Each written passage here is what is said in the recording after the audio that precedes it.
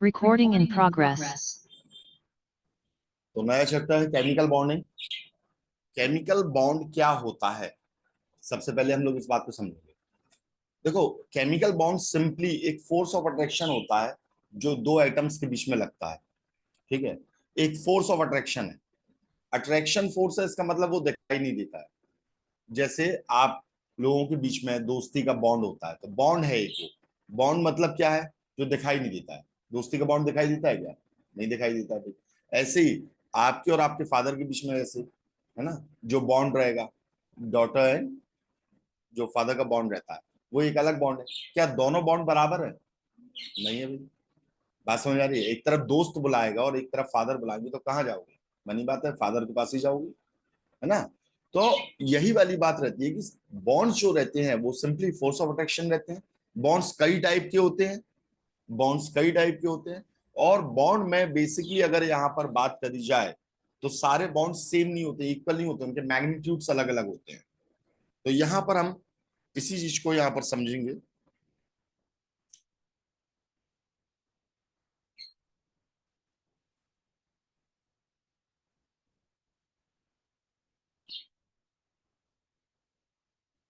कि सबसे पहले जो केमिकल बॉन्ड होता है ये कितने टाइप का होता है। केमिकल बॉन्ड या बॉन्डिंग कितने टाइप की होती है? ठीक है, तो केमिकल बॉन्डिंग बेसिकली आपकी 6 टाइप की होती है। पहला होता है आयनिक बॉन्ड, जिसे हम इलेक्ट्रोवैलेंट बॉन्ड भी कहते हैं। इलेक्ट्रोवैलेंट बॉन्ड भी कहते हैं। दूसरा होता है कोवेलेंट बॉन्ड। Covalent bond. तीसरा होता है कोऑर्डिनेट बॉन्ड, जिसे हम डेटिव बॉन्ड भी कहते हैं। डेटिव बॉन्ड भी कहते हैं। चौथा जो रहता है वो होता है मेटेलिक बॉन्ड। Metallic bond. पांचवा जो रहता है वो होती है हाइड्रोजन बॉन्डिंग। Hydrogen bonding. और छठवां जो रहता है वो होता है वेंडरवॉल इंटरेक्शन। Van der Waals interaction. अब इनकी भी फर्दर 3 टाइप होती हैं। वेंडरवॉल इंटरेक्शन के बारे में अगर हम बात करें तो इसकी भी आपकी 3 टाइप्स होती है। एक होती है कीजोम फोर्स, जिसे डायपोल डायपोल इंटरेक्शन भी कहते हैं। डायपोल डायपोल इंटरेक्शन भी कहते हैं। एक होती है डेवे फोर्स, जिसे डायपोल इंड्यूस डायपोल इंटरेक्शन भी कहते हैं। डेवे फोर्स। और तीसरा जो रहता है वो रहता है लंदन फोर्स, जिसे temporary dipole induce dipole interaction भी कहते हैं। हाइड्रोजन बॉन्डिंग भी 2 टाइप की होती है। एक होती है intermolecular hydrogen bonding, intermolecular hydrogen bonding. और एक होती है इंट्रामॉलिकुलर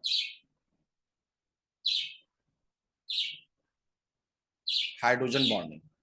ठीक है, तो इतने टाइप के बॉन्ड्स को जानना है। एक्चुअल में लास्ट के ये अगर आप 2 देखोगे तो इन्हें ट्रू बॉन्ड्स नहीं कहा जाता है। ये ट्रू बॉन्ड्स नहीं होते, बाकी के आपके ट्रू बॉन्ड्स हैं, क्योंकि यहाँ पर कोई भी इलेक्ट्रॉन का इन्वॉल्वमेंट नहीं होता है। ठीक है, तो ये क्या होते हैं? तो ये होते हैं इंटरमॉलिकुलर फोर्सेस।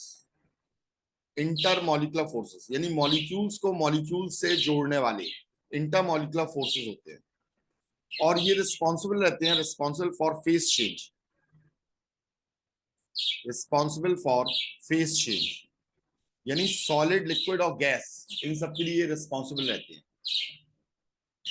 ठीक है, अब एक एक करके इन्हीं बॉन्ड्स को हमें यहां पर समझना है। तो सबसे पहले हम लोग यहां पर बात करेंगे आयनिक बॉन्ड के बारे में। सबसे पहले आयनिक बॉन्ड किस किस के बीच में बनता है? तो आयनिक बॉन्ड का फॉर्मेशन होता है एक मेटल और एक नॉन मेटल के बीच में। एक मेटल और एक नॉन मेटल के बीच में हमेशा आयनिक बॉन्ड का फॉर्मेशन होगा। और इसमें भी जो मेटल और नॉन मेटल होते हैं इनके बीच में इलेक्ट्रोनेगेटिविटी डिफरेंस बहुत हाई होना चाहिए। High electronegativity, high electronegativity difference होना चाहिए। मतलब ये कि यहां पर नॉन मेटल की इलेक्ट्रोनेगेटिविटी बहुत हाई होनी चाहिए, हाई इलेक्ट्रोनेगेटिविटी होनी चाहिए।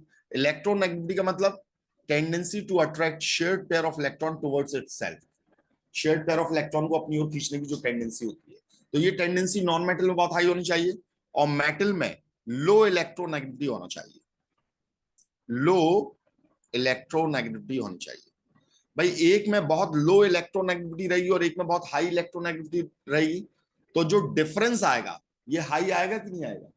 और जब हाई इलेक्ट्रोनेगेटिविटी डिफरेंस आता है तो जो बॉन्ड बनता है उस बॉन्ड को हम कहते हैं आयनिक बॉन्ड। आयनिक बॉन्ड को डिफाइन कैसे करेंगे? तो आयनिक बॉन्ड को हम ऐसे डिफाइन करते हैं, where complete transfer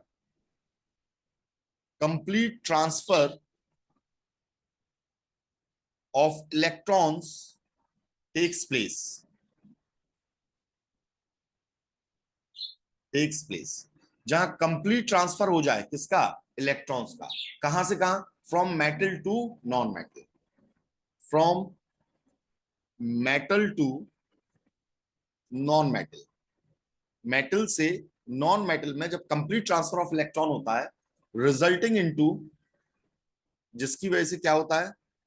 into formation of ions, जिसकी वजह से आयंस का फॉर्मेशन होता है। जब ये कंप्लीट ट्रांसफर हो जाएगा तो यहां पर आयंस का फॉर्मेशन होगा, formation of ions, that is cation and anion.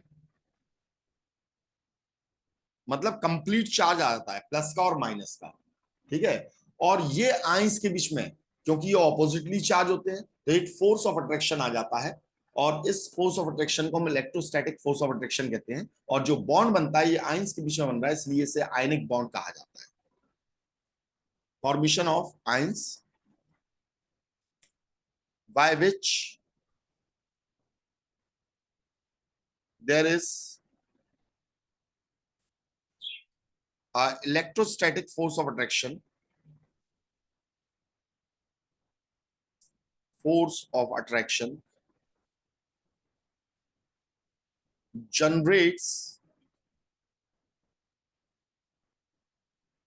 between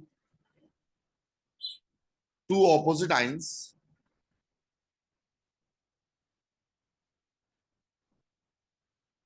and bond formed is known as ionic bond.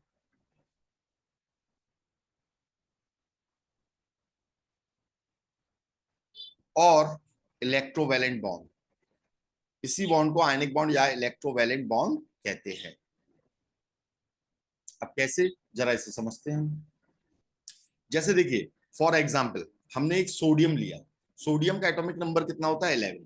अगर इसकी इलेक्ट्रॉनिक कन्फिग्रेशन बनाएंगे तो 281, ठीक है।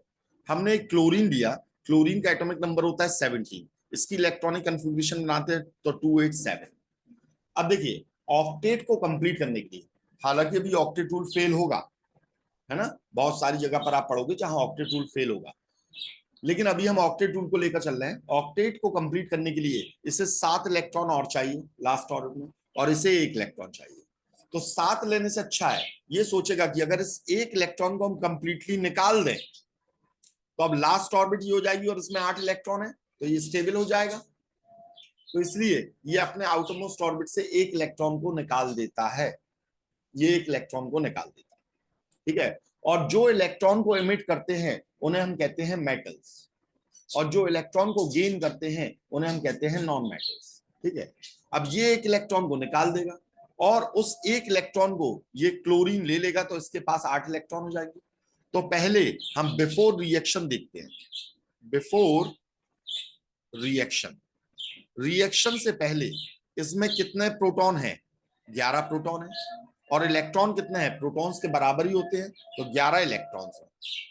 इसमें बिफोर रिएक्शन 17 प्रोटॉन है और 17 ही इसके अंदर इलेक्ट्रॉन है। एक प्रोटॉन पर एक पॉजिटिव चार्ज, तो 11 प्रोटॉन पर 11 पॉजिटिव चार्ज, एक इलेक्ट्रॉन पर एक नेगेटिव चार्ज, तो 11 इलेक्ट्रॉन पर 11 नेगेटिव चार्ज। ऐसे ही 17 प्रोटॉन पर 17 पॉजिटिव और 17 इलेक्ट्रॉन पर 17 नेगेटिव चार्ज, ये एक दूसरे को कैंसिल आउट कर देंगे टोटल चार्ज सोडियम पर क्या आ जाएगा, जीरो। ऐसे क्लोरीन पर भी ये एक दूसरे को कैंसिल आउट कर देंगे, टोटल चार्ज क्या आ जाएगा, जीरो। अब आफ्टर रिएक्शन, अब इन्होंने रिएक्ट किया, तो ये रिएक्ट क्यों करते हैं, स्टेबिलिटी फाइंड आउट करने के लिए। स्टेबिलिटी कैसे मिलेगी, ऑक्टेट को कंप्लीट करके। तो ये एक इलेक्ट्रॉन को निकाल देगा, और जब एक इलेक्ट्रॉन निकाल देगा तो इलेक्ट्रॉन कितने बचेंगे, 10 इलेक्ट्रॉन।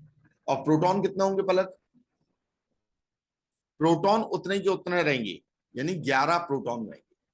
प्रोटॉन थोड़ी ना निकला है, इलेक्ट्रॉन निकला है। ऐसे ही इसने एक इलेक्ट्रॉन ले लिया तो इस पर 18 इलेक्ट्रॉन हो गए, जबकि प्रोटॉन 17 के 17 है। अब देखिए यहां 11 पॉजिटिव चार्ज है और 10 नेगेटिव चार्ज है, यहां पर 17 पॉजिटिव चार्ज है और 18 नेगेटिव चार्ज है। ये एक दूसरे को कैंसिल आउट करेगा, तो यहां पर क्या आ जाएगा, +1 चार्ज। तो सोडियम पर क्या आ गया, +1 चार्ज। और क्लोरीन ने एक इलेक्ट्रॉन लिया है, इसने कैंसिल आउट किया तो -1 चार्ज आ गया। तो आपने देखा जब एक इलेक्ट्रॉन पूरा पूरा निकलता है तो एक +1 का चार्ज आता है, 2 इलेक्ट्रॉन निकलेंगे +2 का चार्ज आएगा, 3 इलेक्ट्रॉन निकलेंगे +3 का चार्ज आएगा। और एक इलेक्ट्रॉन जब कोई कंप्लीटली लेता है, कंप्लीटली लेगा तो -1 का चार्ज आएगा, 2 इलेक्ट्रॉन लेगा -2, 3 इलेक्ट्रॉन लेगा -3, 4 इलेक्ट्रॉन लेगा -4। क्या ये बात समझ में आई, ठीक है। तो इलेक्ट्रॉन लेने से नेगेटिव चार्ज आता है, इलेक्ट्रॉन निकालने से पॉजिटिव चार्ज आता है। चाहे पॉजिटिव चार्ज हो चाहे नेगेटिव चार्ज हो, रिस्पॉन्सिबल इलेक्ट्रॉन ही होता है। अब ये आपका एटम नहीं रहा, क्योंकि एटम कैसा होता है, एटम न्यूट्रल होता है। एटम कैसा होता है, न्यूट्रल होता है। ये एटम है, दिस इज एटम। और एटम कैसा होता है, न्यूट्रल होता है, ठीक है। अब ये बन गया एक आयन, और ये भी बन गया एक आयन, पर दोनों को आयन नहीं कह सकते। तो जिस पर पॉजिटिव चार्ज आता है हम उसे बोलते हैं कैटाइन, और जिस पर नेगेटिव चार्ज आता है हम उसे बोलते हैं एनाइन। तो ये कैटाइन और एनाइन का फॉर्मेशन हो गया। और जैसा कि हम फिजिक्स में जानते हैं कि opposite charges attract each other, opposite charge जो रहते हैं वो एक दूसरे को अट्रैक्ट करते हैं। देखिए इलेक्ट्रॉन वाइज तो स्टेबल हो गए, लेकिन चार्ज वाइज स्टेबल नहीं है। स्टेबिलिटी के लिए देखो इलेक्ट्रॉन वाइज भी स्टेबल होना चाहिए और चार्ज वाइज भी स्टेबल होना चाहिए, तो ये चार्ज वाइज स्टेबल नहीं है। तो चार्ज को के वाइज स्टेबल होने के लिए जितना इन पर चार्ज है उतना ही ऑपोजिट चार्ज इसके ऊपर होना चाहिए। तो अब आपने देखा ये कैटाइन और एनाइन बने और इन पर ऑपोजिट चार्ज आ गया। अब इलेक्ट्रिसिटी में आप ये जानते हो कि 2 वायर चलते हैं, एक पॉजिटिव और एक नेगेटिव, चलते हैं कि नहीं चलते हैं, ठीक है। और उसके अंदर ये इलेक्ट्रॉन्स लगातार मूव करते रहते हैं, दे आर मूविंग। यहां भी ऑपोजिट चार्ज है लेकिन ये मूव नहीं कर रहे हैं। तो यहां पर इलेक्ट्रिक चार्ज है लेकिन वो कैसा है, रुका हुआ। तो इलेक्ट्रिक चार्ज है तो इलेक्ट्रोस्टैटिक, स्टैटिक मींस रुका हुआ। एक इलेक्ट्रोस्टैटिक फोर्स ऑफ अट्रैक्शन लगता है, फोर्स ऑफ अट्रैक्शन यहां पर लगता है, और इस इलेक्ट्रोस्टैटिक फोर्स ऑफ अट्रैक्शन की वजह से ये दोनों जुड़ जाते हैं, ये दोनों जुड़ जाते हैं। इस इलेक्ट्रोस्टैटिक फोर्स ऑफ अट्रैक्शन को कूलाम्बिक फोर्स भी हम बोल सकते हैं, कूलाम्बिक फोर्स, या simply electrostatic force of attraction की वजह से आपस में जुड़ जाते हैं। और जब ये जुड़ जाते हैं तो यहाँ आयनिक बॉन्ड का फॉर्मेशन होता है, और आयनिक बॉन्ड को किसी भी रिप्रेजेंटेशन से दिखाया नहीं जाता है। जैसे कोवलेंट बॉन्ड है तो इसे एक डंडी से दिखाया जाएगा, पर आयनिक बॉन्ड को नहीं दिखाया जाता है। और इसमें ऐसा नहीं होता कि ये चार्ज नहीं है, चार्ज मौजूद है इनके अंदर, पर अब वो चार्ज हम शो नहीं कर रहे हैं क्योंकि वो एक दूसरे को कैंसिल आउट कर रहा है, एक दूसरे के साथ में जुड़ गए। और यहां पर जो बॉन्ड बना उस बॉन्ड को हमने नाम दिया है आयनिक बॉन्ड, क्योंकि ये आइंस के बीच में बना है। या फिर हमने इसे नाम दिया है electrovalent bond. Is it clear, क्या ये बात समझ में आई है, ठीक है। चलिए अब हम देखें कि अगर मान लो हमने NaCl की गैसियस फॉर्म ली, हमने बहुत गर्म कर दिया, बहुत गर्म कर दिया तो इसकी गैसियस फॉर्म बन जाएगी। तो गैसियस फॉर्म बनती है तो आप यहां पर देखोगे जैसे ये एक सोडियम का यहां आयन है, ये सोडियम का एक आयन, ठीक है। और जैसे जैसे हम इसे ठंडा करेंगे तो यहाँ पर Cl नेगेटिव का भी आयन होगा, तो ये आपस में जुड़ जाएंगे, और जुड़ जाएंगे तो यहाँ पर ये लिक्विड बनाएंगे, और लिक्विड के बाद में सॉलिड का फॉर्मेशन करेंगे जैसे जैसे हम इसे ठंडा करते जाएंगे। तो इसका सॉलिड कैसे बनता है, उस सॉलिड को हम लोग यहाँ पर देखने जा रहे हैं। तो देखो बेटा, जो एक Na रहता है उससे 6 Cl जुड़ते हैं इस तरीके से, एक Cl यहां आ जाएगा, एक Cl नेगेटिव यहां आ जाएगा, एक Cl नेगेटिव ऊपर आ जाएगा, एक Cl नेगेटिव पीछे आ जाएगा, और एक Cl नेगेटिव आगे आ जाएगा। कैसे? ये Na से ये जुड़ा, यहां ये Cl जुड़ा, एक ये स्क्रीन से बाहर आ रहा है और एक स्क्रीन के पीछे की ओर जा रहा है। एक Na से 6 Cl जुड़ते हैं, यानी हर एक Cl को ये कितना चार्ज दे रहा है? तो इस पर +1 चार्ज है और 6 Cl में बट रहा है, तो +1/6 कितना जा रहा है? ये हर एक क्लोरीन को +1/6 दे रहा है, +1/6 दे रहा है। अब ऐसी क्लोरीन से भी यहां पर 6 सोडियम जुड़ेंगे, Na+1 यहां पर आ जाएगा, Na+1, ऐसे ही पीछे आ जाएगा एक Na+1 और एक आज आगे आ जाएगा Na+1। समझ में आई ये बात? अब ऐसे ही इससे भी जुड़ेगा, यहां पर Cl नेगेटिव, इसके ऊपर Cl नेगेटिव, ऐसे इसके पीछे एक Cl नेगेटिव जाएगा, इसके बगल में एक Cl नेगेटिव होगा, ठीक है, और यहां पर भी एक क्या हो जाएगा? Cl नेगेटिव हो जाएगा, ठीक है। अब यहां पर आपका ये Cl नेगेटिव है, तो इससे नीचे कौन जुड़ेगा? एक सोडियम जुड़ेगा Na+1, ये इससे जुड़ जाएगा, ये इससे जुड़ेगा, ये इससे जुड़ेगा, तो आपको क्या एक क्यूब नजर आ रहा है? यहां ये क्यूब नजर आ रहा है कि नहीं आ रहा है? ये क्यूब दिखाई दे रहा है बेटा। देखो ये बना, ये बना, यहां बना, यहां बना, ये बना है, ऐसे ये फॉर्मेशन हुआ, दिखाई दे रहा है ये क्यूब, है ना? ये क्यूब का फॉर्मेशन हुआ। ऐसे ही बिल्कुल यहां पर भी बगल में क्या हो जाएगा? एक क्यूब का फॉर्मेशन हो जाएगा, ठीक है। इसके नीचे एक Cl नेगेटिव आ जाएगा, ये आपस में जुड़ जाएंगे, ये आपस में जुड़ जाएंगे, यहां नीचे एक सोडियम आ जाएगा Na+1, ये इससे जुड़ जाएगा। समझ में आ रही है बात? ऐसे ही ऊपर भी जुड़ जाएगा, ऐसे ही पीछे भी जुड़ेगा, इस साइड भी जुड़ेगा, यहां भी जुड़ेगा, नीचे भी जुड़ेगा, ठीक है। इस तरीके से जोड़ते चले जाएंगे, तो यहां पर NaCl का एक सॉलिड का फॉर्मेशन होगा। इसका फॉर्मेशन होगा, एक सॉलिड का फॉर्मेशन होगा, और इस सॉलिड को हम बोलते हैं लैटिस। क्या बोलते हैं? तो आपको यहाँ पर लैटिस एंथैल्पी भी एक वर्ड आपको यहाँ पर सुनाई देगा। तो जब हम 1 मोल सोडियम क्लोराइड, 1 मोल, 1 मोल मतलब 6.023 इंटू 10⁻23 मॉलिक्यूल्स अगर सोडियम क्लोराइड के लेते हैं, और उन्हें जोड़कर एक लैटिस का फॉर्मेशन करते हैं, तो जितनी भी एनर्जी रिलीज होती है, या 1 मोल लैटिस को तोड़ने पर जितनी भी एनर्जी हमें देनी पड़ेगी, उसी को हम लैटिस एंथैल्पी बोलते हैं। Enthalpy means energy. 1 मोल को तोड़ने पर या 1 मोल जुड़ने पर यहां पर जितनी भी एनर्जी रिलीज होती है, उसे हम बोलते हैं लैटिस एंथैल्पी। क्या बोलते हैं? एंथैल्पी मतलब एनर्जी, ठीक है। तो आपने देखा कि सोडियम क्लोराइड का अगर हमने क्रिस्टल लिया, तो वहां कॉन्स्टिट्यूएंट पार्टिकल्स कौन है? कॉन्स्टिट्यूएंट पार्टिकल यानी कि जो उसे बना रहे हैं, जिससे वो बन रहा है, वो कॉन्स्टिट्यूएंट पार्टिकल्स कौन है? तो आपने देखा आयंस है। कौन है? नहीं आई बात सुनिए। कॉन्स्टिट्यूएंट पार्टिकल जो एक दूसरे से जुड़ रहे हैं, क्या वो NaCl का मॉलिक्यूल जुड़ रहा है एक दूसरे से? क्या नहीं जुड़ रहा है भाई? NaCl का मॉलिक्यूल नहीं जुड़ रहा है, यहां पर आयंस जुड़ रहे हैं, Na के आयंस और Cl नेगेटिव के आयंस, ये आपस में एक दूसरे से जुड़ रहे हैं, तो ये इसके कॉन्स्टिट्यूएंट पार्टिकल्स हैं। तो आयनिक कंपाउंड के अंदर कॉन्स्टिट्यूएंट पार्टिकल्स कौन होते हैं? कॉन्स्टिट्यूएंट पार्टिकल्स यानी जिससे इनका सॉलिड बनता है, वह छोटी यूनिट्स जो सॉलिड को इसके बनाती हैं, वो कौन होते हैं? वो आयंस होते हैं। कौन होते हैं? आयंस होते हैं कॉन्स्टिट्यूएंट पार्टिकल, ठीक है।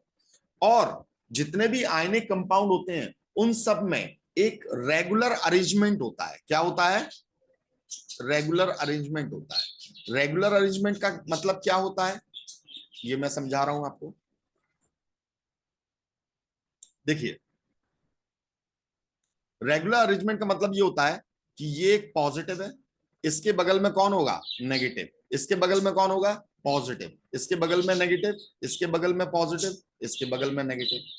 अब इसके नीचे कौन होगा? नेगेटिव, और इसके पॉजिटिव, नेगेटिव, पॉजिटिव, नेगेटिव, और यहां पर ये पॉजिटिव। बिल्कुल ऐसे इसके नीचे ये positive, negative, positive, negative, positive, negative. एक और लेयर बना लेता हूं मैं, negative, positive, negative, positive, negative,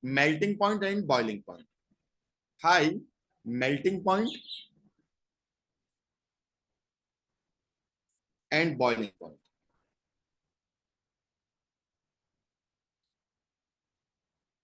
ठीक है, तो यहां फेस के लिए, फेस चेंज के लिए कौन रिस्पॉन्सिबल है?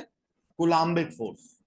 Coulombic force is responsible for face change and coulombic force is strong force. इसलिए इनका मेल्टिंग पॉइंट और बॉइलिंग पॉइंट कैसा रहता है? हाई रहता है। जबकि कोवेलेंट कंपाउंड में फेस चेंज के लिए रिस्पॉन्सिबल कौन रहते हैं? Intermolecular forces. या तो हाइड्रोजन बॉन्डिंग होगा या वेंडरवॉल इंटरेक्शन होगा, जो अपने आप में वीक फोर्स होता है। इसलिए कोवेलेंट कंपाउंड्स का मेल्टिंग पॉइंट और बॉइलिंग पॉइंट आयनिक कंपाउंड्स के कंपैरेटिवली कम होता है। और वहां जो कॉन्स्टिट्यूएंट पार्टिकल्स होते हैं वो आपके मॉलिक्यूल्स होते हैं या एटम्स होते हैं। ये अभी मैं समझाऊंगा आपको। क्या इतनी बात समझ में आ गई अच्छे से? ठीक।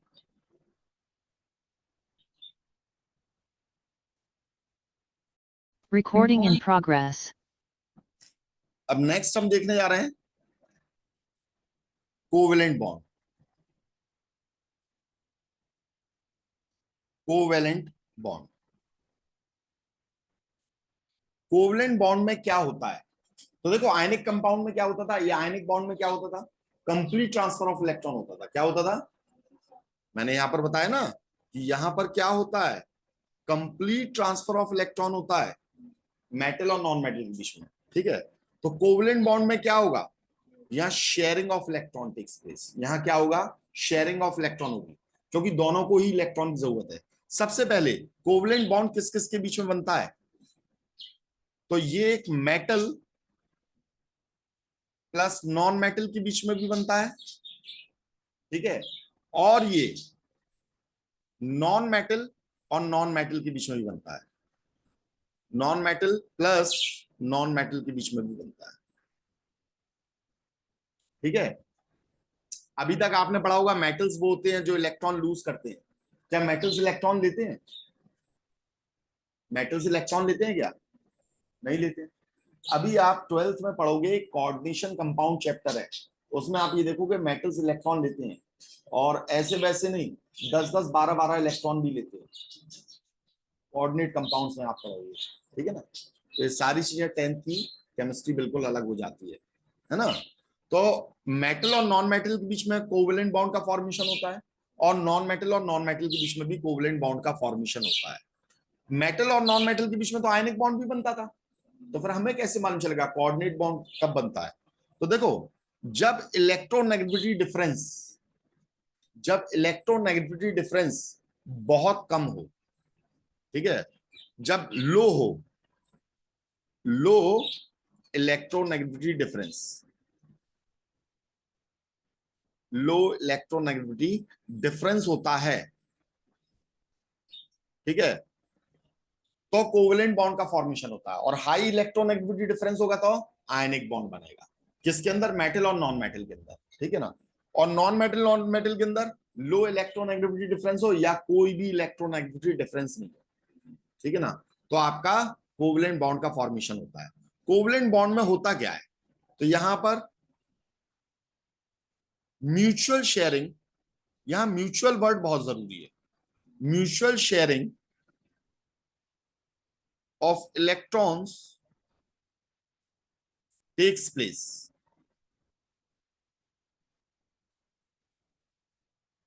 ठीक है, mutual sharing of electron takes place. यहां पर कोई भी आइंस का फॉर्मेशन नहीं होता है, नो आइंस फॉर्मेशन। क्यों नहीं होता है? क्योंकि आइंस का फॉर्मेशन तभी होगा जब आपका कंप्लीट ट्रांसफर ऑफ इलेक्ट्रॉन हो। ठीक है ना, तो यहां पर कोई भी आइंस का फॉर्मेशन नहीं होगा, म्यूचुअल शेयरिंग ऑफ इलेक्ट्रॉन होगी।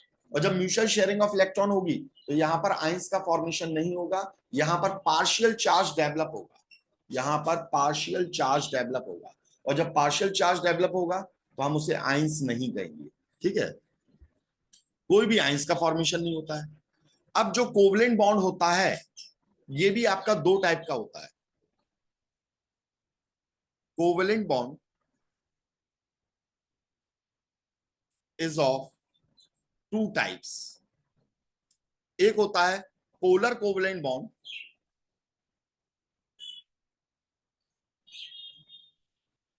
पोलर कोवलेंट बॉन्ड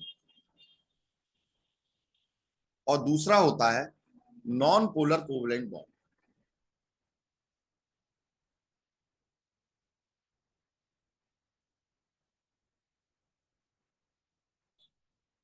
देखिए भाई, पोलर कोवलेंट बॉन्ड क्या होता है? तो देखो, क्योंकि जस्ट आपकी ये स्टार्टिंग है, ये चैप्टर खत्म होते होते आप दो टाइप के मॉलिक्यूल्स देखोगे। एक होते हैं डायटोमिक मॉलिक्यूल्स और एक होते हैं पॉली एटॉमिक मॉलिक्यूल्स। यानी ऐसा मॉलिक्यूल जो सिर्फ दो एटम से बनता है उसे हम बोलते हैं डायटोमिक मॉलिक्यूल। क्या बोलते हैं? डायटोमिक मॉलिक्यूल बोलते हैं। ठीक है। और ऐसा मॉलिक्यूल जो कई कई एटम से मिलकर बनता है उसे हम बोलते हैं पॉली एटॉमिक मॉलिक्यूल। तो डायटोमिक मॉलिक्यूल और एक होता है poly atomic molecule. Poly atomic molecule, ये वर्ड मैंने क्यों इंट्रोड्यूस कराया जबकि मैं उसे समझा रहा हूं? तो डायटोमिक मॉलिक्यूल का मतलब यहां पर ये होता है कि दो ही एटम से मिलकर बन रहा है। जैसे एच एस से मिलकर कौन बना है? H2। Cl से मिलकर कौन बना है? Cl2। H और Cl से मिलकर कौन बना है? HCl। ये सब क्या है? डायटोमिक मॉलिक्यूल है। डायटोमिक मॉलिक्यूल में आपका पोलर और नॉन पोलर बताना बहुत ही ज्यादा आसान, बहुत ही आसान है। पर पॉली एटॉमिक मॉलिक्यूल में पोलर या नॉन पोलर को बताने के लिए एक तो आपको शेप्स की जानकारी होना चाहिए, एंगल की जानकारी होना चाहिए और डायपोल मूवमेंट की जानकारी होना चाहिए। तो डायपोल मूवमेंट की जानकारी के हिसाब से ही आप पॉली एटॉमिक मॉलिक्यूल्स को बता सकते हो कि वो पोलर होगा कि नॉन पोलर होगा। ठीक है। ये HCl बन गया, ऐसे ही आपका ये HBr बन गया। बात समझ आ रही है? HBr ये भी कैसा है? डायटोमिक मॉलिक्यूल है, दो ही एटम्स इसमें, और इसमें ये बताना बहुत आसान है। ठीक है। पर अगर हम बात करते हैं पॉली एटॉमिक मॉलिक्यूल, जैसे H2 हो गया, तो देखो तीन एटम हो गए कि नहीं हो गए? दो हाइड्रोजन के एक ऑक्सीजन का हो गया है। ठीक है। H2S हो गया है। ठीक है। HNO3 हो गया है। H2SO4 हो गया है। PCl5 हो गया है। PCl3 हो गया आपका। CCl4 हो गया है।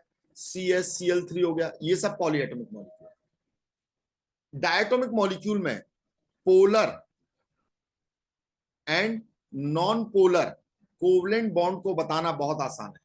नॉन पोलर कोवलेंट बॉन्ड को बताना is easily predictable. Easily predictable. तो इसमें क्या डिफिकल्ट होगा? तो नहीं, डिफिकल्ट नहीं है। यहां पर आपको दो तीन चीजों की जानकारी चाहिए पड़ेगी। पहला तो आपको शेप्स मालूम होना चाहिए, जो अभी आगे जाके आपको मालूम चल जाएंगे। दूसरी चीज जो आपको मालूम होना चाहिए वो होते हैं आपके एंगल्स। और तीसरी चीज जो आपको, जब शेप्स मालूम है तो एंगल भी उसमें आपके आ ही जाते हैं। और तीसरी चीज dipole movement.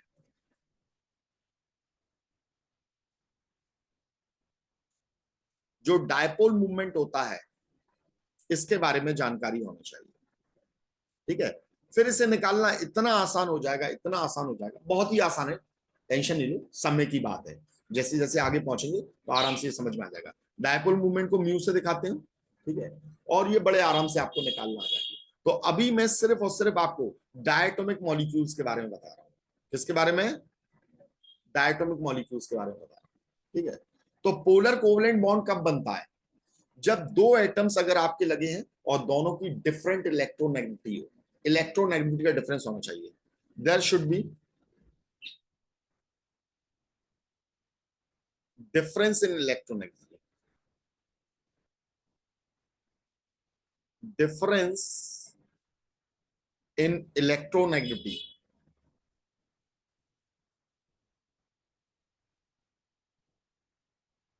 Of two combining atom. दो कंबाइनिंग एटम के बीच में यहां पर डिफरेंस इन इलेक्ट्रोनेगेटिविटी होना चाहिए, तो हम उसे बोलते हैं पोलर कोवलेंट बॉन्ड। और जब डिफरेंस जीरो हो जाए या बहुत कम रहे तो हम उसे बोलते हैं non polar covalent bond. When difference in electronegativity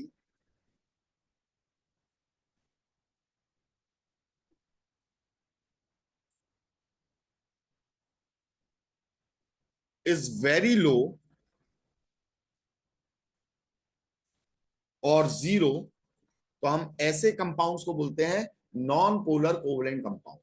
ठीक है, अब कौन सा मेटल और कौन सा नॉन मेटल पोलर बनाएगा और नॉन पोलर बनाएगा, तो इसके लिए बाकायदा एक रूल होता है जिसे हम बोलते हैं फजांस रूल। इसे अभी हम बाद में समझेंगे। ठीक है, तो अभी जस्ट नॉर्मली हम डायटोमिक मॉलिक्यूल्स के लिए इसे समझते हैं। जैसे हमने लिया HCl, तो देखो हाइड्रोजन के लास्ट ऑर्बिट में कितने इलेक्ट्रॉन थे, एक, और क्लोरीन के लास्ट ऑर्बिट में कितने इलेक्ट्रॉन है, 7। इसे लुईस डॉट स्ट्रक्चर बोलते हैं, लुईस डॉट स्ट्रक्चर बोलते हैं हमसे। ठीक है, इनके लास्ट ऑर्बिट के इलेक्ट्रॉन्स को यहां पर बना लिया जाता है, लास्ट ऑर्बिट के इलेक्ट्रॉन्स को। अब इसके पास भी क्या है बेटा, एक की कमी है, और इसके पास कितनी कमी है, एक की कमी है। बात समझ आ रही है, दोनों के पास एक एक की कमी है, तो दोनों क्या करेंगे, म्यूचुअल शेयरिंग कर लेंगे। जब दोनों के पास कमी है तो दोनों एक एक इलेक्ट्रॉन की यहां पर शेयरिंग कर लेते हैं। ये शेयरिंग कर लिए, तो इसने अपना एक इलेक्ट्रॉन दे दिया, इसने अपना एक इलेक्ट्रॉन दे दिया। ये हाइड्रोजन है, ये क्लोरीन है। अब देखो क्लोरीन के पास टोटल कितने इलेक्ट्रॉन हो गए, 8 इलेक्ट्रॉन हो गए। अगर हम इतने पोर्शन को छुपा लें तो क्लोरीन के पास 8 इलेक्ट्रॉन हो गए, और हाइड्रोजन के पास ड्यूप्लेट कंप्लीट हो गया अगर इतने पोर्शन को छुपा लें। तो दोनों की यहाँ पे जरूरतें पूरी हो गई कि नहीं, और यहां पर एक बॉन्ड का फॉर्मेशन हो गया जिसे हमने क्या कहा, HCl, और इस बॉन्ड को हमने क्या कहा, कोवेलेंट बॉन्ड। क्या कहा, कोवेलेंट बॉन्ड कहा। अब कोवेलेंट बॉन्ड में ये कैसा बॉन्ड है, तो देखो बेटा क्लोरीन की ज्यादा इलेक्ट्रोनेगेटिविटी हमें मालूम है, क्लोरीन ज्यादा इलेक्ट्रोनेगेटिव होता है। इलेक्ट्रोनेगेटिविटी की बहुत छोटी सी टेबल होती है जो आपको याद रखना है, phone, phone, chlorine, bromine, iodine. कैसे याद रखोगे, देखो हैलोजेंस आप जानते हो, फ्लोरीन, क्लोरीन, ब्रोमीन और आयोडीन होते हैं, बिल्कुल इसी ऑर्डर में लिखना। तो बस फ्लोरीन को लेना और इसे ऑन कर देना, और इसके बाद ये क्लोरीन, ब्रोमीन और आयोडीन को यहां पर लगा देना। ठीक है, तो ये आपकी क्या बन जाएगी, इलेक्ट्रोनेगेटिविटी टेबल बन जाएगी। और यहीं पर बहुत दूर पर कार्बन, और फिर बहुत दूर पर हाइड्रोजन, और फिर आपके आ जाते हैं मेटल्स। ये क्या बन गई आपकी इलेक्ट्रोनेगेटिविटी टेबल, इलेक्ट्रोनेगेटिविटी टेबल। तो आपने यहां पर देखा क्लोरीन ज्यादा इलेक्ट्रोनेगेटिव और हाइड्रोजन बहुत कम इलेक्ट्रोनेगेटिव है। ठीक है, तो यहां पर क्लोरीन के ज्यादा इलेक्ट्रोनेगेटिव होने की वजह से जो इलेक्ट्रॉन क्लाउड है वो हल्का सा हाइड्रोजन की ओर से शिफ्ट होकर कहां जाएगा, क्लोरीन के पास।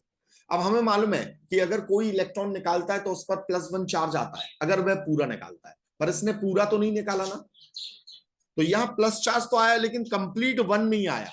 तो जब कंप्लीट 1 नहीं आता है, चार्ज 1 से कम होता है, तो हम पार्शियल का साइन लगाते हैं, ये होता है पार्शियल का साइन, डेल्टा। बात समझ आइए, तो पार्शियल पॉजिटिव चार्ज आया। अब क्लोरीन ने इलेक्ट्रॉन लिया, इलेक्ट्रॉन कोई लेता है तो नेगेटिव चार्ज आता है, पर पूरा नहीं लिया। जब पूरा नहीं लिया तो ये पार्शियल नेगेटिव चार्ज आएगा। क्या आएगा, पार्शियल नेगेटिव चार्ज आएगा। तो पार्शियल पॉजिटिव और पार्शियल नेगेटिव चार्ज आ जाता है, और ये कंपाउंड बन जाता है पोलर। और पोलैरिटी को नापने के लिए हमारी जो एक फिजिकल क्वांटिटी होती है उसे हम बोलते हैं डायपोल मूवमेंट, म्यू। और ये जो डायपोल मूवमेंट होता है इसका फॉर्मूला होता है charge into distance between two charges. This is charge, जितना भी आपका चार्ज मौजूद है, और डी क्या है, distance between two charges, distance between two charges, दो चार्जेस के बीच का डिस्टेंस। ठीक है, और अगर डायपोल मूवमेंट की वैल्यू 0 आ जाएगी तो हम इसे बोलेंगे नॉन पोलर कोवेलेंट कंपाउंड। और अगर इसकी वैल्यू 0 नहीं है, अगर इसकी वैल्यू 0 नहीं है, it is not equal to 0, तो ये कैसा हो गया, ये हो गया पोलर कोवेलेंट बॉन्ड। ठीक है, अगर 0 आएगी तो नॉन पोलर हो जाएगा। अब इसका एक्चुअल में मतलब क्या होता है, थोड़ा सा हम इसके मतलब को भी समझ लें कि यहां पर क्या होता है। देखो बेटा, हमें ये मालूम है कि ये हाइड्रोजन का एटम है, तो यहां पर इसका ये न्यूक्लियस होगा, और ये एक इलेक्ट्रॉन है, इसका इलेक्ट्रॉन एक ही न्यूक्लियस के चारों ओर घूम रहा है, तो मोनोसेंट्रिक, मोनो न्यूक्लियोसेंट्रिक आपका ये इलेक्ट्रॉन घूम रहा है, एक ही न्यूक्लियस के चारों ओर घूम रहा है।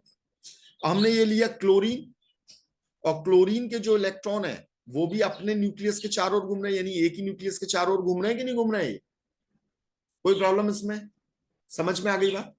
पर जैसे ही ये एक दूसरे के साथ में शेयरिंग करेंगे, यानी इनके ऑर्बिटल्स ओवरलैप कर जाएंगे, इनके ऑर्बिटल्स ओवरलैप कर जाएंगे, और अब यहां देखिए, अब इनका एक नया पाथ बन गया। ये जो दो इलेक्ट्रॉन यहां शेयर हुए हैं, इन दो इलेक्ट्रॉन्स का यहां पर एक नया पाथ के फॉर्मेशन हो गया है। अब ये कैसे घूमते हैं? ये ऐसे घूमते हैं। तो अब ये कितने न्यूक्लियस के चारों ओर घूम रहे हैं बेटा? दो न्यूक्लियस के चारों ओर घूम रहे हैं, यानी मल्टी न्यूक्लियोसेंट्रिक हो गए। कैसे हो गए हैं? मल्टी न्यूक्लियोसेंट्रिक हो गए। ठीक है। अब हम एक चीज जानते हैं, देखो बेटा, आपकी बॉडी में पूरा मास जो है वो सभी जगह फैला हुआ है, या किसी भी एक सब्सटेंस को उठा लीजिए, आप इस बॉक्स को उठा लीजिए, तो इस बॉक्स में मास पूरी जगह फैला हुआ है, पर इसका एक सेंटर ऑफ मास आता है कि नहीं आता है, जहां पर आप इसे उंगली रखकर बैलेंस कर सकते हैं। इसे हम क्या बोलते हैं? Centre of mass. क्या बोलते हैं? ऐसे ही यहां भी पॉजिटिव चार्ज क्या है बेटा? फैला हुआ है। भाई देखो, पॉजिटिव चार्ज यहां भी है और पॉजिटिव चार्ज यहां भी है, तो इस पॉजिटिव चार्ज का कहीं सेंटर बनेगा कि नहीं बनेगा? तो ये सेंटर बिल्कुल कहां बन गया? बीच में। कहां बन गया? बिल्कुल बीच में सेंटर बन गया।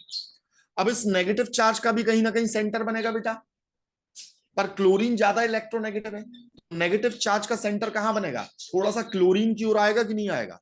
तो ये आ गया नेगेटिव चार्ज का सेंटर। और ये पॉजिटिव और नेगेटिव चार्ज के बीच में कुछ ना कुछ डिस्टेंस आ गई कि नहीं आ गई?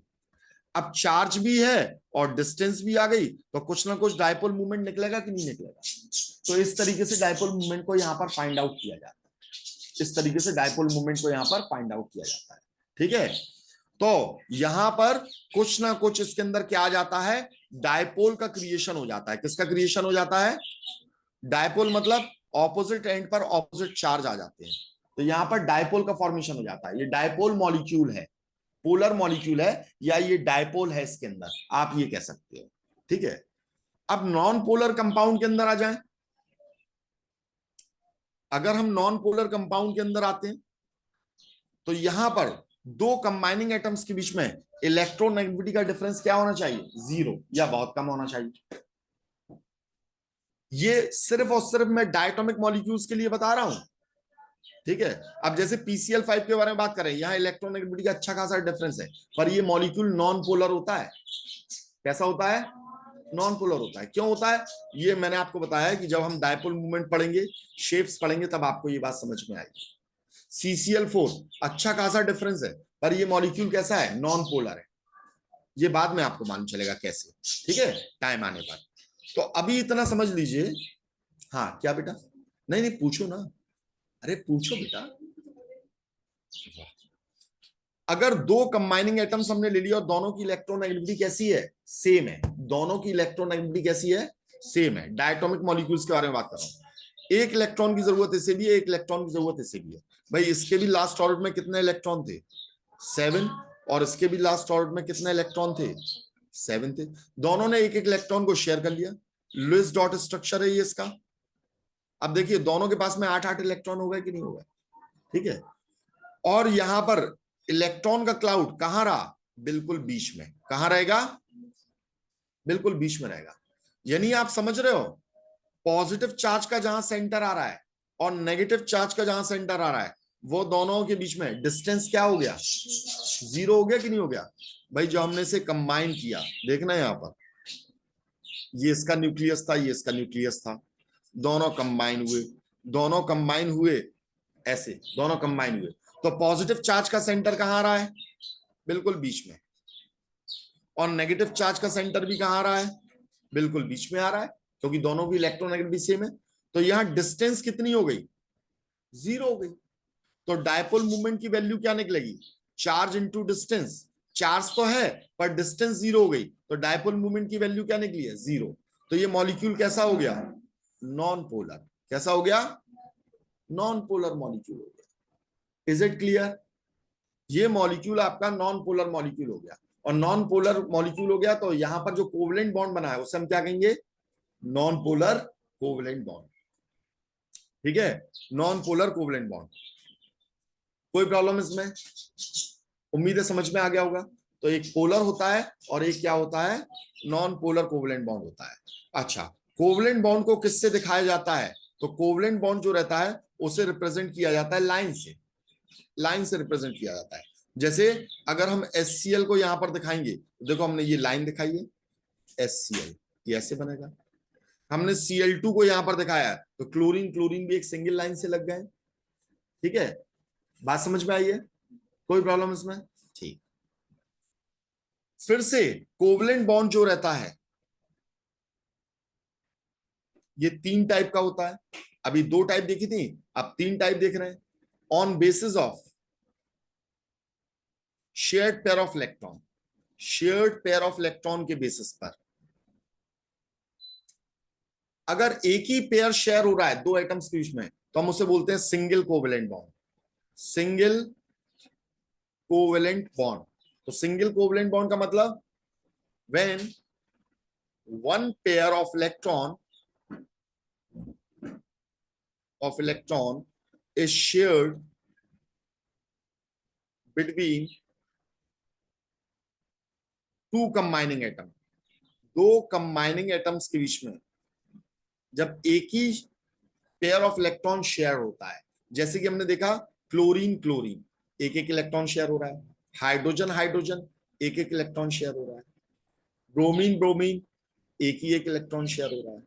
बात समझ आई है? HCl एक ही इलेक्ट्रॉन शेयर हो रहा है। ठीक है, बात समझ आई है? H2O, देखो 2 एटम के बीच में तो एक ही एक शेयर हो रहा है ना, 2 एटम के बीच में H2O में तो एक ही एक शेयर हो रहा है कि नहीं हो रहा है? ठीक है, तो हम इसे बोलेंगे सिंगल कोवेलेंट बॉन्ड। क्या बोलेंगे? Single covalent bond. अब एक आता है double covalent bond. Double covalent bond में क्या होता है? जब 2 pair, 2 pair of electron is shared between two combining atom, between two combining atom, 2 combining atom के बीच में जब 2 पेयर शेयर होते हैं तो हम उसे बोलते हैं डबल कोवेलेंट बॉन्ड। जैसे ऑक्सीजन, ऑक्सीजन के आउटरमोस्ट ऑर्बिट में कितने इलेक्ट्रॉन होते हैं? 6 इलेक्ट्रॉन होते हैं बेटा। इस ऑक्सीजन के भी कितने हो जाएंगे? 6। कितने की जरूरत है इसे? 2 की जरूरत है। तो 2 की जरूरत है, तो ये 2 इलेक्ट्रॉन शेयर कर लेंगे आपस में, लुईस डॉट स्ट्रक्चर बना। और पूरे पूरे इलेक्ट्रॉन लिखना सीखो,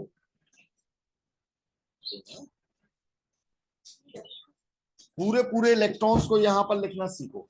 ठीक है, ताकि आपको यहां पर पेयर वगैरह समझ में आए, क्योंकि आगे लोन पेयर की भी हैबिट आपको डालनी पड़ेगी।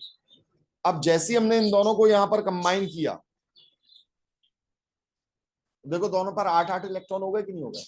अब एक पेयर की वजह से एक सिंगल बॉन्ड, दूसरे की वजह से दूसरा सिंगल बॉन्ड, यानी यहां पर आ गया कौन सा? Double covalent bond. तो O2 मॉलिक्यूल के बीच में क्या होता है? डबल कोवलेंट बॉन्ड होता है। ठीक है, हमने लिया कार्बन डाइऑक्साइड। एक कार्बन को कितने इलेक्ट्रॉन की जरूरत होती है? 4 की। उसके लास्ट ऑर्बिट में 4 इलेक्ट्रॉन होते हैं, तो 1 2 3 4। एक ऑक्सीजन को 2 इलेक्ट्रॉन की जरूरत है, तो कॉमन सेंस लगाइए, 2 इलेक्ट्रॉन शेयर कर देगा ये, और बाकी यहां पर ये 2 हैं, 2 2 पेयर हो गए। समझ में आई ये बात? अब देखो, ऑक्सीजन का ऑक्टेट कंप्लीट, कार्बन का ऑक्टेट कंप्लीट,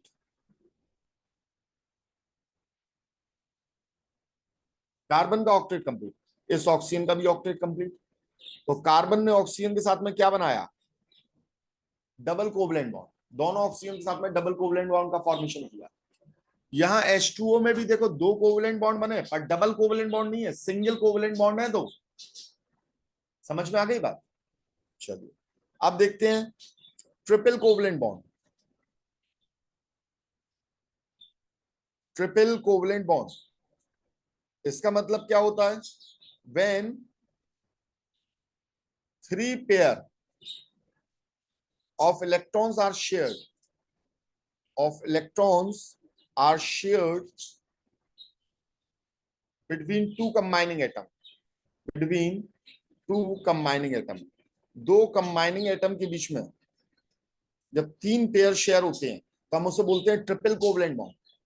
जैसे हमने ये नाइट्रोजन लिया, नाइट्रोजन के पास 3 इलेक्ट्रॉन की कमी होती है बेटा। कितने? 3 इलेक्ट्रॉन की। तो अगर ये दूसरे नाइट्रोजन से लगेगा तो ये 3 3 शेयर कर लेगा, इसका ऑक्टेट कंप्लीट है, इसका ऑक्टेट कंप्लीट है, और यहां नाइट्रोजन नाइट्रोजन के बीच में क्या आ गया? ट्रिपल कोवलेंट बॉन्ड आ गया। ठीक है, HCN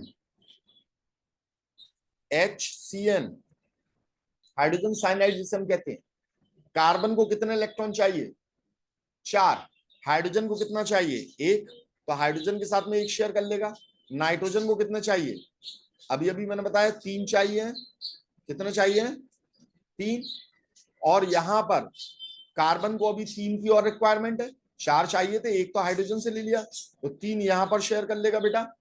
अब देखो नाइट्रोजन का ऑक्टेट कंप्लीट हो गया कि नहीं, कार्बन का भी ऑक्टेट कंप्लीट हो गया कि नहीं हो गया, और हाइड्रोजन का ड्यूप्लेट कंप्लीट हो गया। तो यहां किसका फॉर्मेशन हुआ? HC, और नाइट्रोजन के साथ में ट्रिपल कोवलेंट बॉन्ड इसने बनाया, तो हम इसे बोलते हैं triple covalent. Is it clear? समझ में आ गई बात? अच्छा, एक और बात, वो क्या कि जो कोवलेंट बॉन्ड होते हैं, covalent bond are directional bond. कैसे होते हैं?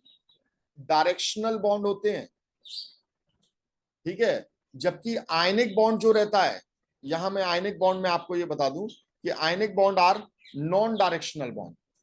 कैसे होते हैं? नॉन डायरेक्शनल बॉन्ड होता है। नॉन डायरेक्शनल बॉन्ड का मतलब, इसका मतलब देखिएगा, जैसे सोडियम का ये एक आयन है, देखो बेटा सोडियम का ये एक आयन है, इसमें क्लोरीन चाहे यहां से लगे, चाहे ये नीचे से लगे, चाहे ये सामने से लगे, चाहे ये ऊपर से लगे, क्लोरीन, बात समझ आ रही है? चाहे बिल्कुल बगल से लगे ये क्लोरीन, ठीक है, चाहे यहां से लगे, कहीं से भी क्लोरीन लगे, ये हमेशा NaCl ही बनाएगा, एक ही टाइप का प्रोडक्ट बनेगा NaCl, अलग अलग नहीं बनेगा। तो ये नॉन डायरेक्शनल है, इसीलिए हम इसके लिए कोई भी डंडे वगैरह का यूज नहीं करते हैं। ये कैसा है? नॉन डायरेक्शनल है। कोवलेंट बॉन्ड डायरेक्शनल होता है, आप डायरेक्शन चेंज कर दोगे कंपाउंड ही चेंज हो जाएगा। जैसे देखना, कार्बन डबल बॉन्ड कार्बन, हमने ये हाइड्रोजन लगाया, ये क्लोरीन लगाया, यहां पर ये हाइड्रोजन लगाया, ये क्लोरीन लगाया। इस कंपाउंड का अगर हम नाम लिखेंगे तो ये होगा 1,2 डाइक्लोरो इथीन, ठीक है। अच्छा, अभी आप ऑर्गेनिक में पढ़ोगे, यहां पर आइसोमेरिज्म में आएगा एक चैप्टर, तो आइसोमेरिज्म में आपको मालूम चलेगा कि डबल बॉन्ड अपने आप में रोटेशन नहीं होने देता है दो एटम्स के बीच में। ये डबल बॉन्ड है, तो ये कार्बन कार्बन के बीच में रोटेशन नहीं हो पाएगा, it does not allow rotation, ये रोटेशन को अलाउ नहीं करता है, क्योंकि ये बॉन्ड टूट जाएगा, ये बॉन्ड टूट जाएगा, तो ये रोटेशन को अलाउ नहीं करता है। तो रोटेशन को अलाउ नहीं करता है, तो यहाँ कन्फर्मर्स नहीं बनते। ऑर्गेनिक कंपाउंड, ऑर्गेनिक केमिस्ट्री में इस चीज को पढ़ाऊंगा आपका। तो ये हाइड्रोजन लगा और ये क्लोरीन लगा है, ठीक है। अगर इस क्लोरीन को मैं ऊपर ले जाऊं, हाइड्रोजन को नीचे ले जाऊं, नाम इसका वही रहेगा 1,2 डाइक्लोरो इथीन, यही नाम रहेगा जो नाम इसका है। तो आप कहोगे ये दोनों कंपाउंड सेम है, देखो दोनों का मॉलिक्यूलर फॉर्मूला भी सेम है, स्ट्रक्चरल फॉर्मूला भी सेम है, लेकिन स्पेस में इनकी ओरिएंटेशन चेंज हो गई, स्पेस में इनकी ओरिएंटेशन चेंज हो गई है। सिर्फ ये Cl ऊपर चला गया, हाइड्रोजन नीचे, तो हमने डायरेक्शन ही तो चेंज करी है। और ये दोनों बिल्कुल अलग कंपाउंड है, इनकी प्रॉपर्टीज एक दूसरे से मैच नहीं करती हैं, इनका बॉइलिंग पॉइंट अलग है, इनकी पोलैरिटी अलग है, इनका बॉइलिंग पॉइंट अलग है, इनकी पोलैरिटी अलग है। जैसे ये हो जाता है बिल्कुल नॉन पोलर, और ये होता है कैसा? पोलर। और ये पोलर है तो ये वाटर सॉल्युबल होगा, जबकि ये वाटर इनसॉल्युबल होगा comparatively. Melting point, boiling point बिल्कुल अलग अलग हो जाएंगे। जो पोलर है इसका मेल्टिंग पॉइंट कैसा रहेगा? हाई, पोलर वालों का हाई रहता है, पोलैरिटी आ जाती है। जबकि इसका मेल्टिंग पॉइंट और बॉइलिंग पॉइंट कैसा रहेगा? लो रहेगा। मेल्टिंग पॉइंट और बॉइलिंग पॉइंट लो रहते हैं, और इसके मेल्टिंग पॉइंट और बॉइलिंग पॉइंट हाई होते हैं। बिल्कुल ही अलग अलग प्रॉपर्टीज आ जाती है। तो आपने देखा कि हमने डायरेक्शन चेंज किया, प्रॉपर्टीज चेंज हो गई। तो इसका मतलब कोवलेंट कंपाउंड्स कैसे होते हैं? डायरेक्शनल होते हैं। और इसमें भी अभी देखिए स्टीरियो आइसोमेरिज्म जब आप पढ़ेंगे तो ऑप्टिकल आइसोमेरिज्म यहां पर आएगा, है ना, ऑप्टिकल और ज्योमेट्रिकल आइसोमेरिज्म आ जाएंगे। तो वो इसी डायरेक्शन के होने की वजह से ये प्रॉपर्टी आती है कि कोवलेंट कंपाउंड्स कैसे होते हैं? डायरेक्शनल, ठीक है। कोवलेंट कंपाउंड कैसे होते हैं? डायरेक्शनल। और इंडीड मैं आपको एक चीज बताऊं, कि कोई भी कंपाउंड 100% आयनिक नहीं होता है, कोई भी कंपाउंड 100% कोवेलेंट नहीं होता है। ठीक है, आयनिक और कोवेलेंट दोनों के इसमें परसेंटेज आ जाते हैं, दोनों के क्या आ जाते हैं, परसेंटेज आ जाते हैं कि कितना आयनिक रहेगा और कितना कोवेलेंट रहेगा। जैसे कि मैंने एक आयनिक कंपाउंड सपोज करो यहां पर बनाया, मैंने ले लिया भाई सिल्वर ले लिया, और सिल्वर के साथ में क्लोरीन, सिल्वर ने पूरा पूरा इलेक्ट्रॉन निकालकर क्लोरीन को दिया। देखो क्लोरीन के आउटरमोस्ट ऑर्बिट में कितने इलेक्ट्रॉन है, 7 इलेक्ट्रॉन है। कितने इलेक्ट्रॉन है, अब 17 प्रोटीन है इसके अंदर। अब कोई अगर एक इलेक्ट्रॉन बेटा आएगा, बात को समझना, कोई अगर एक इलेक्ट्रॉन आएगा तो यार जो पहले से इलेक्ट्रॉन मौजूद है ये तो रिपल्शन क्रिएट करेंगे ना, बाहरी है ना ये भाई, ये बाहरी इलेक्ट्रॉन है, ये इसका खुद के सिस्टम का तो है नहीं है। और जब ये बाहरी इलेक्ट्रॉन है तो इसे आने को ये क्या करेंगे, ऑपोज करेंगे, इसका ये क्या करते हैं, ऑपोज करते हैं, इसके आने का ये ऑपोज करते हैं। और जब इसके आने को ऑपोज करते हैं ये, तो ये क्या करते हैं, हल्का से इसे बाहर की ओर फेंकते हैं। और जब हल्का सा बाहर की ओर फेंकते हैं तो इसमें कोवेलेंट कैरेक्टर आ जाता है। इसमें क्या आ जाता है, कोवेलेंट कैरेक्टर आ जाता है। तो अब कोवेलेंट कैरेक्टर कितना और आयनिक कैरेक्टर कितना है ये देखा जाता है। अगर आयनिक कैरेक्टर ज्यादा है तो आयनिक बॉन्ड कहते हैं, कोवेलेंट कैरेक्टर ज्यादा है तो कोवेलेंट बॉन्ड कहते हैं। तो दोनों के ही कैरेक्टर आते हैं। ठीक है, और इसके बारे में इंफॉर्मेशन हम आपको देंगे कल। ठीक है।